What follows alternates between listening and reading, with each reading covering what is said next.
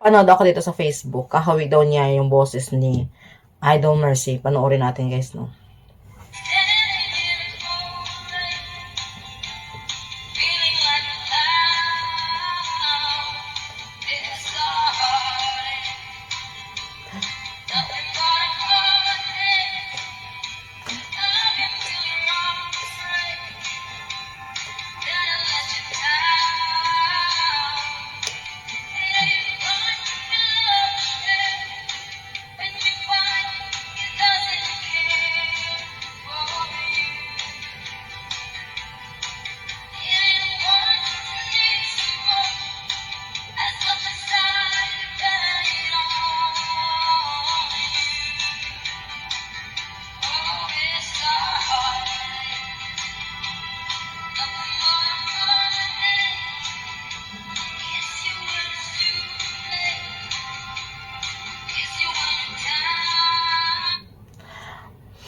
Oh, yun na nga.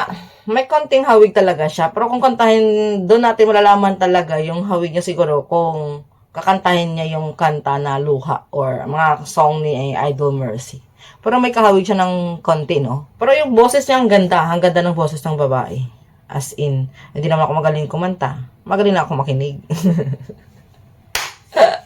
Nag-enjoy ako sa mga ganyang mga music kasi 'di ba kasi nga kayong ages kasi mapapaindak ka maliban sa mapapaindak ka din sa mga kanta nila, mapapahugot ka din, mapaimot-imot ka din, kaya ages pa rin sa kalam, no?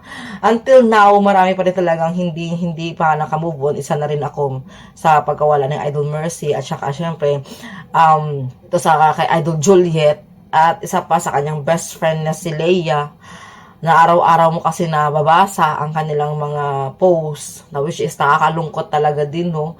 Lalong-lalo na si Leia din dahil syempre best friend niya yun, nandun siya sa yung isa yun sa nag-alaga talaga sa kanya ng time nandun si Idol Mercy. Kaya araw-araw talaga guys, kumbaga kasi nawala man si Idol Mercy, hindi siya talaga mawala sa puso't isip natin.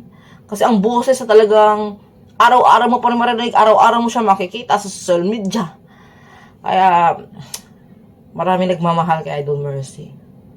At saka, syempre, malapit na rin ang concert ng Aegis. Kaya please support nyo ang concert nila, no? Sa February 1 and 2. Yan lang, guys. Maraming salamat. Bye! It's a heartache.